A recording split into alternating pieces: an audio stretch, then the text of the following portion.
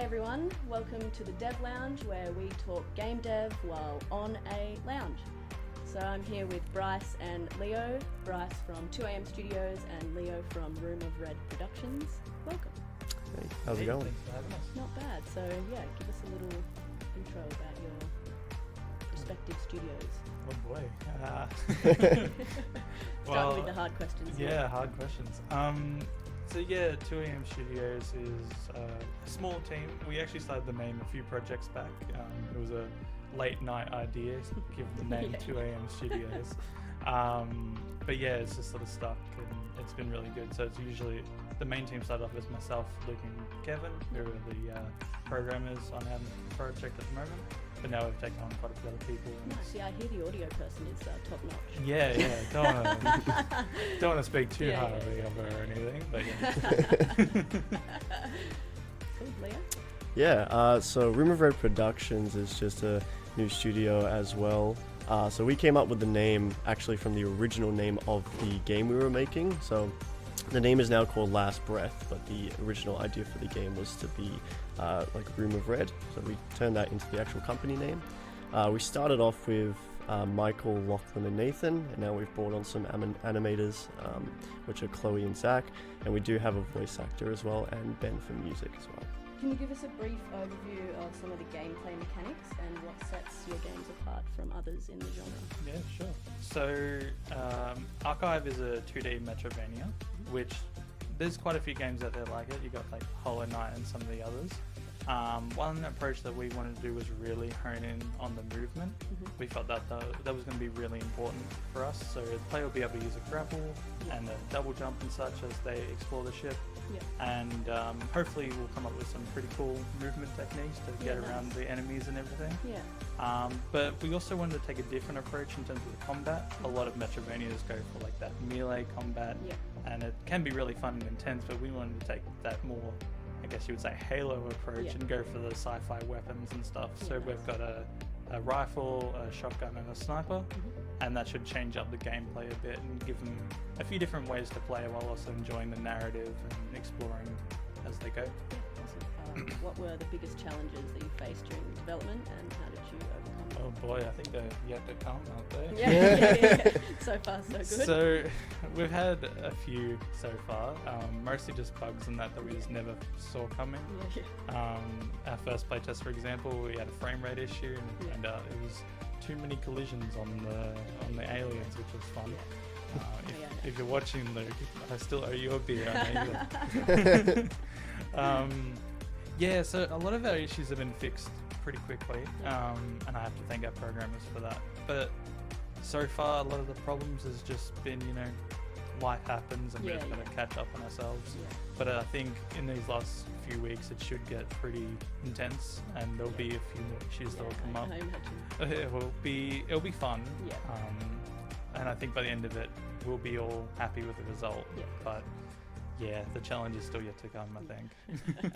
It's always exciting when you get problems just before you're about to release. That's the best. That's when you want them. Late nights. Well, 2am Studios. Exactly. It's the name. We're good at it. Once Archive and Last Breath are released, what can players expect in the future in terms of DLCs or future updates? Interesting. People want to know. Yeah. It's in hot demand. Just wait for the sequel. I know I've joked around a lot about it. Look, we could take it further. Like our teacher said before, that there's always that option. I want to wait and see what people think of it first. And like, if it does do really well, we could talk to the team, see who's interested, take it further. Like, obviously it'd have to be a decision made by everyone of course, that wants to be involved. I think there's definitely potential to take it further. But again, it just comes down to everyone might get to the end and be sick of it. So, even I might be sick of it by the end of it. We'll cross that bridge when we come to it, I know the 2am Studios name we're going to keep for a bit longer. Maybe even just do some small stuff on the side, or maybe even do a bigger project. We'll see how we go. But I think you guys should. I like the studio. It's a pretty cool name. I wish I was more of a night owl. I'm just not. Mine would have to be like 2 p.m. Yeah, studios. maybe we should have that on the requirements to be part of the team. Must be a night out. Start work at 2 a.m. Yeah, yeah. Start till 2 a.m. So our meeting time is 2 a.m. for Yeah. stand-up. If that's not for you, then the studio's not for Yep, you. it doesn't work. Yeah, so I think there's definitely potential for there to be more. Obviously, we'll keep it updated to make sure that like there's no major bugs or anything breaking it, because we want people to be able to enjoy it. Yeah, of course. But whether it goes further, we'll just have to see. There we go. We've come up with a few sequel names because Yeah. without spoiling it, there is potential for a sequel. Yeah. But it would just come down to whether everyone's interested Yeah. in it actually happening. Yeah. If we have any aspiring game developers watching that haven't undertaken the journey yet, what advice would you give to them?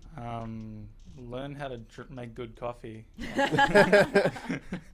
Good tip. or enjoy some sort of caffeine. No, I think my advice, I guess, would be you never stop learning. Like you learn a new thing every day.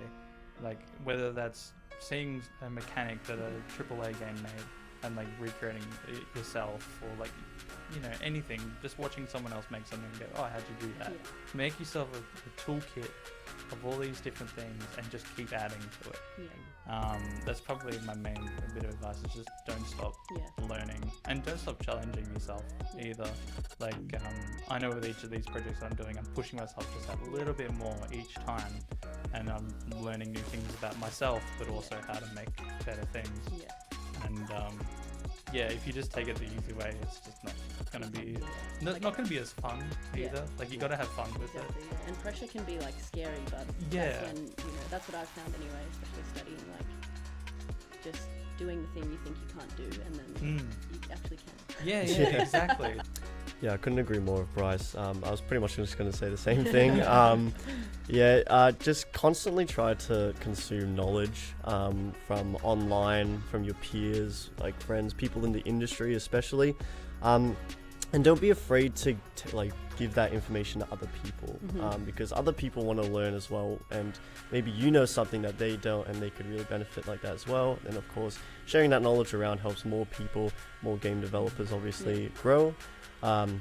And what I mentioned before, no matter how like perfectly you plan, it's not going to go to plan. So just have contingencies and be adaptable. That's the biggest thing, especially when it comes to the projects we're doing.